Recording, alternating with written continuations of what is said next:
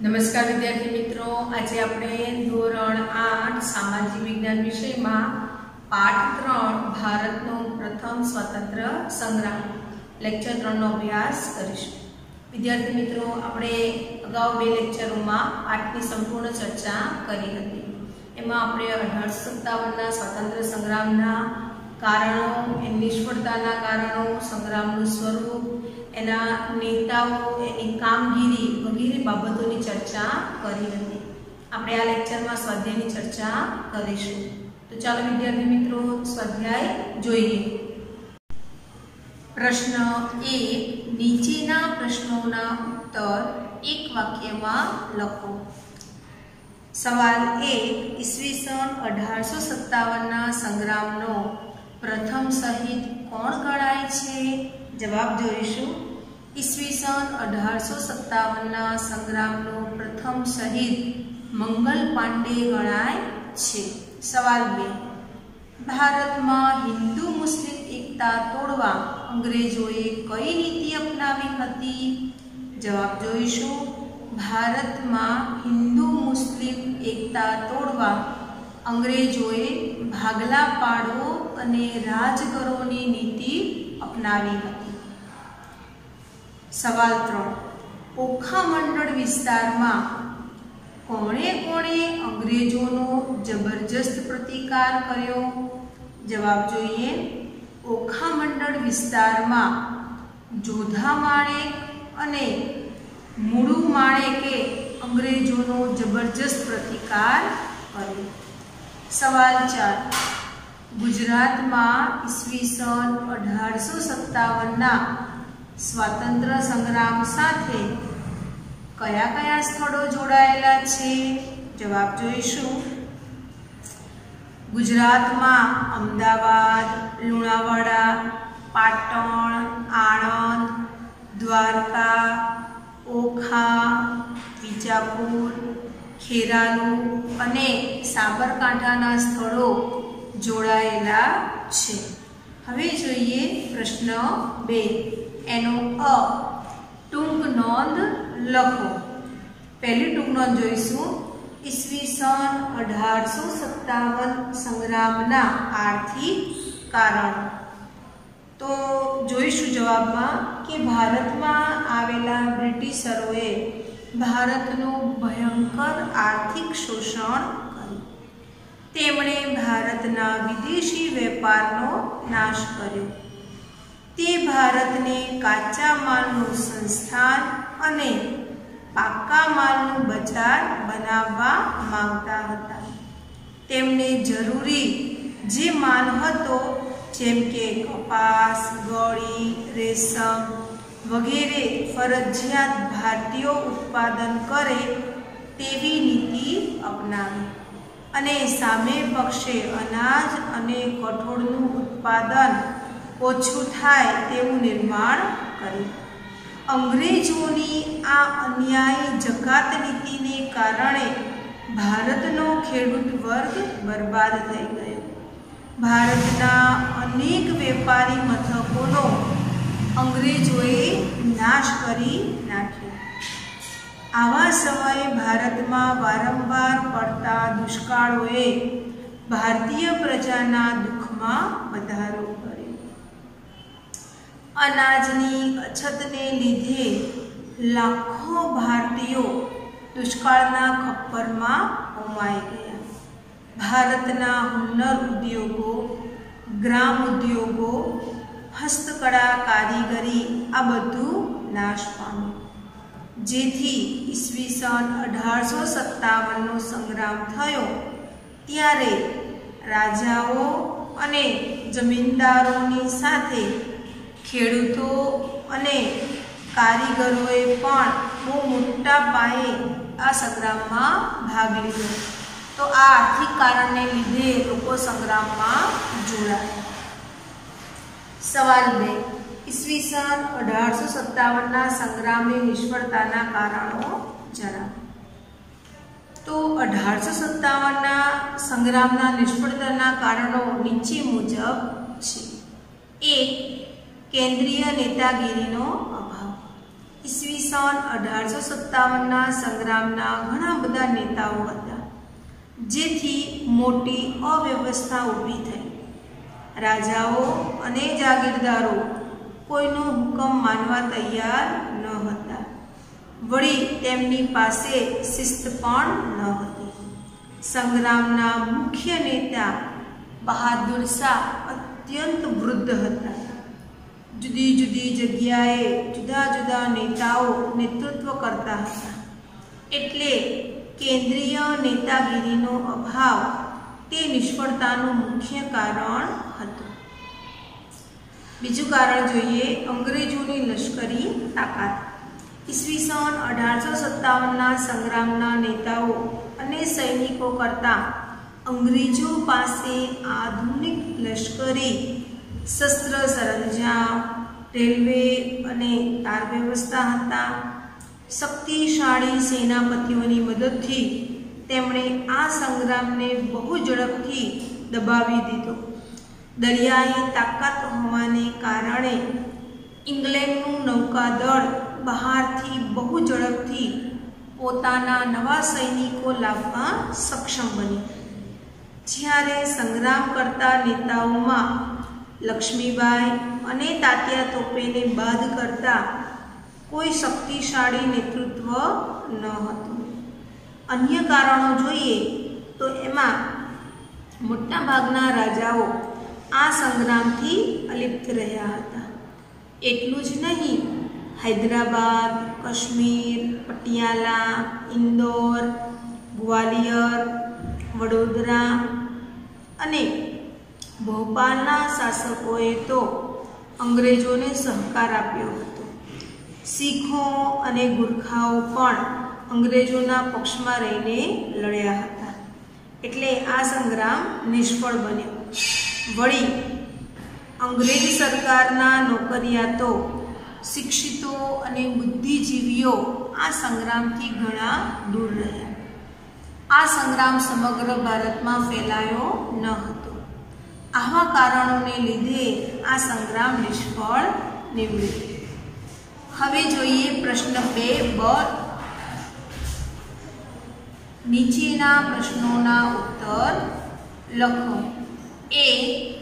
ઈસવીસન 1857ના સ્વાતંત્ર્ય સંગ્રામ માટેના જવાબદાર કારણો વિશે નોંધ લખો.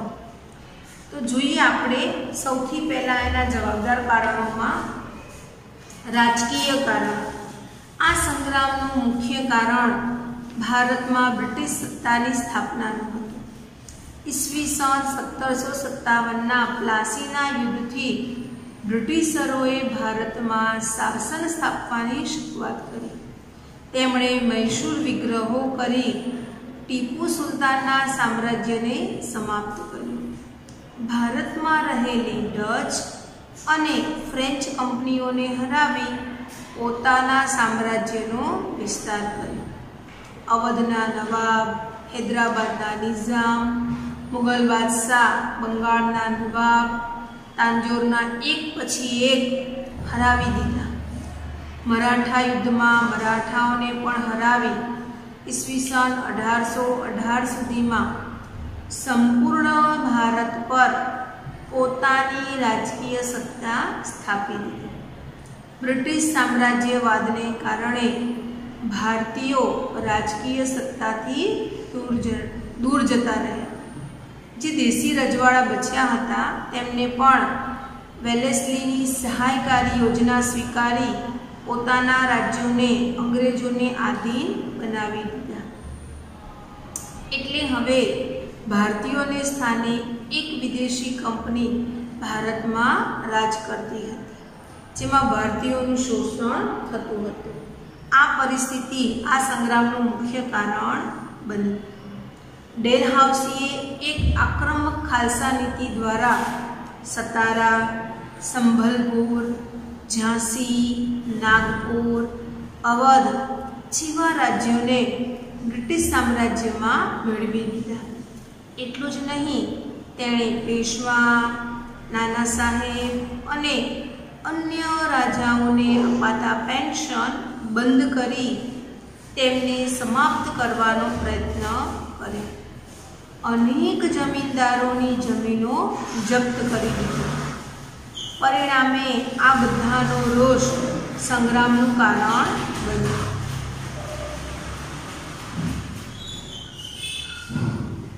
વહીવટી કારણ. કંપનીના વહીવટી તંત્રમાં ભારતીયોને કોઈ જ સ્થાન ન હતું. ઉચ્ચ સ્થાનો પર માત્ર અંગ્રેજ અધિકારીઓની જ નિમણૂક થતી. વળી અંગ્રેજોની વહીવટી વ્યવસ્થા લોકો માટે પીડાદાયક હતી. તેમણે સામાન્ય અને ગરીબ વર્ગ પર ભારે કરવેરા નાખ્યા હતા.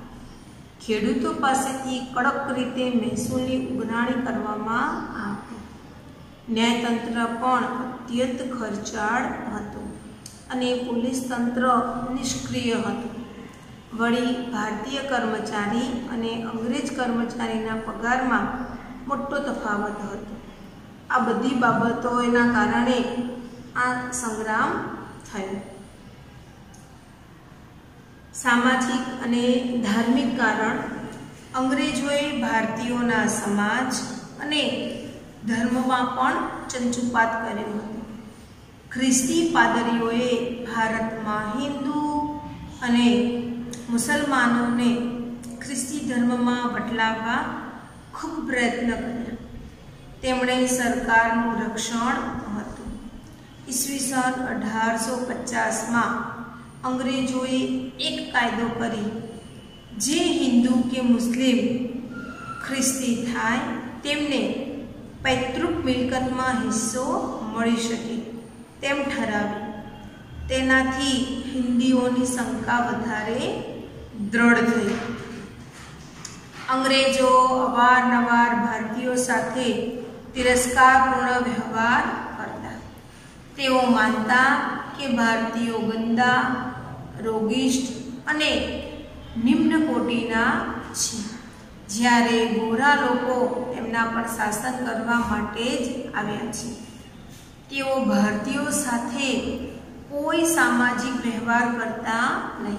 તેમના ઘરો પણ અલગ હતા.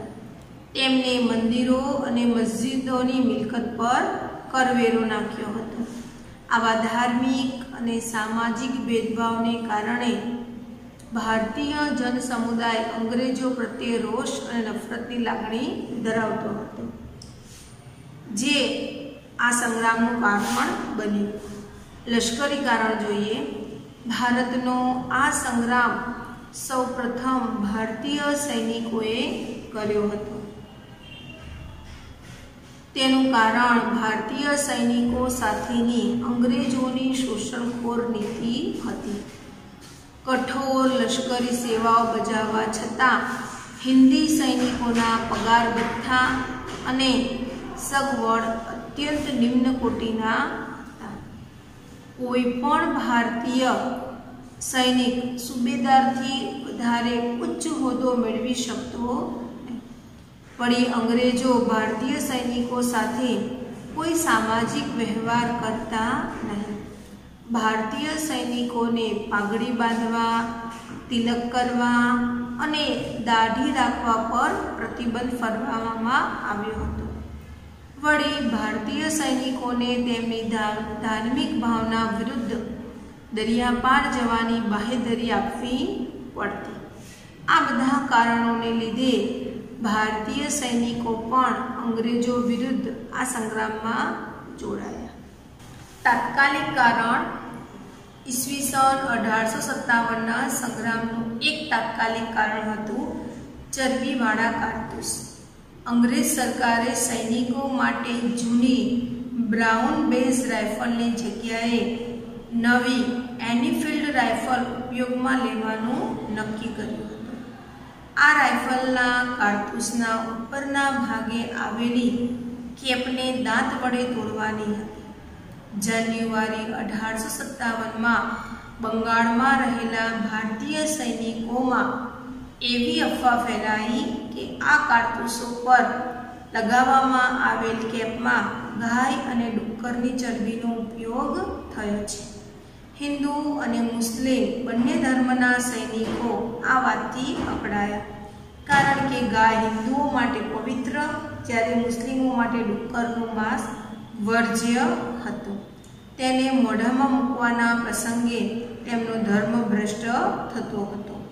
સિપાહીઓએ આ કારતૂસ વાપરવાનો ઇનકાર કર્યો અને સંગ્રામની શરૂઆત થઈ.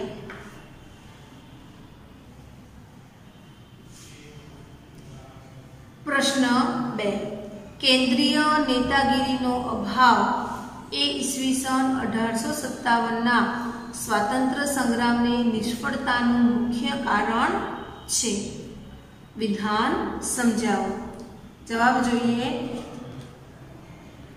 ઈસવીસન 1857ના સંગ્રામમાં ઘણા બધા નેતાઓ હતા, જેને કારણે મોટી અવ્યવસ્થા ઊભી થઈ હતી.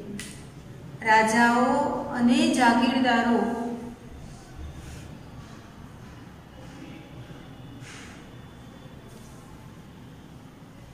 કોઈનો હુકમ માનવા તૈયાર ન હતા. વળી તેમની પાસે શિસ્ત પણ ન હતું. સંગ્રામના મુખ્ય નેતાઓમાં બહાદુર શાહ ખૂબ જ વૃદ્ધ હતા. અલગ અલગ જગ્યાએ અલગ અલગ નેતાઓ નેતૃત્વ કરતા હતા. એટલે કેન્દ્રીય નેતાગીરીનો અભાવ હોવાને કારણે આ સંગ્રામ નિષ્ફળ ગયો. સવાલ 3. ઈસવીસન 1857ના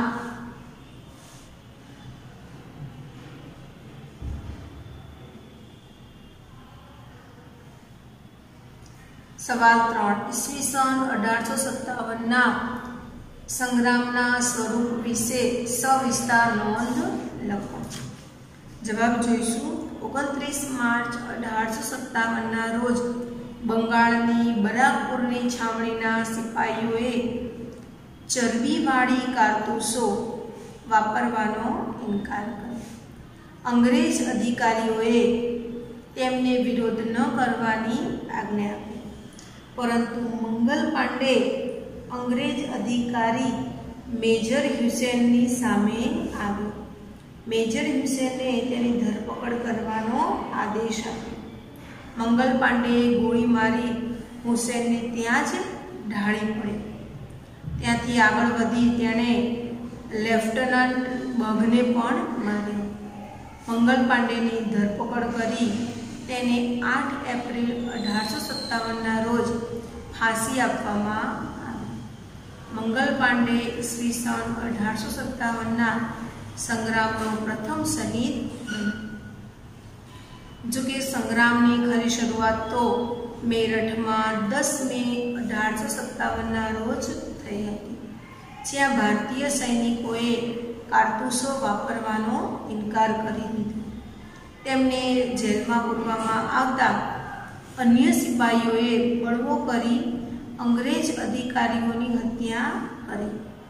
તેમણે પોતાના સાથીઓને છોડાવી મોટો વિદ્રોહ કરી નાખ્યો.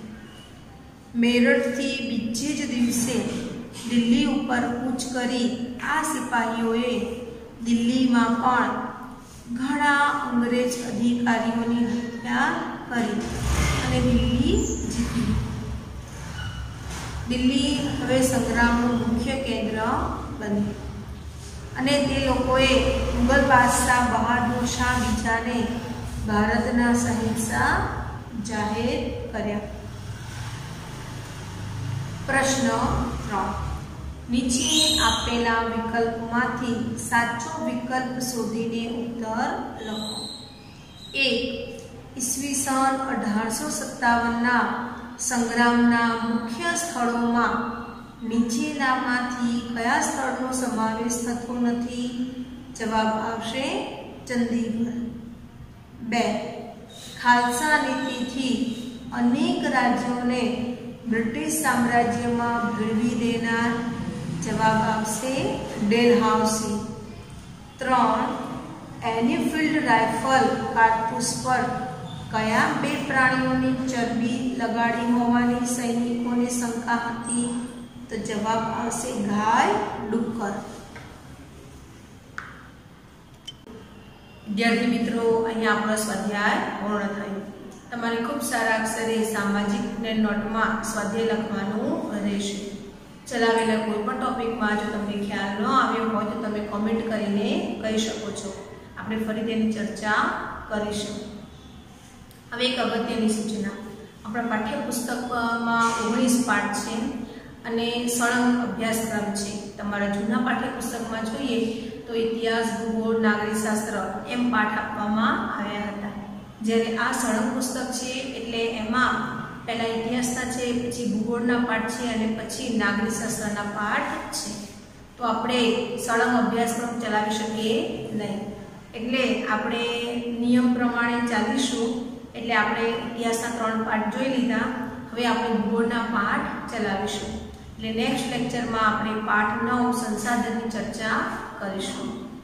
અસ્તુ.